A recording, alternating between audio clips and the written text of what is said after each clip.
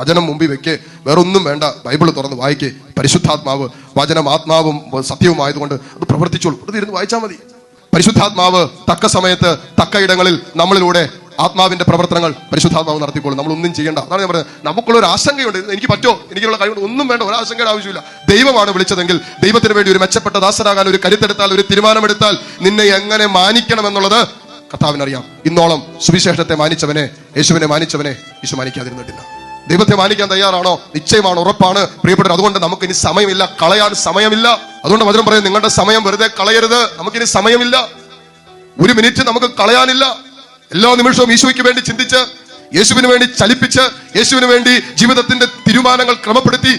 അത് കിട്ടിയില്ല, അവര് സ്നേഹിച്ചില്ല, ഇവര് സ്നേഹിച്ചില്ല, അവര് നോക്കിയില്ല, അവര് ചിരിച്ചില്ല, അവര് വിളിച്ചില്ല എന്നൊക്കെ പറഞ്ഞ് ജീവിതം തീർക്കല്ലേ.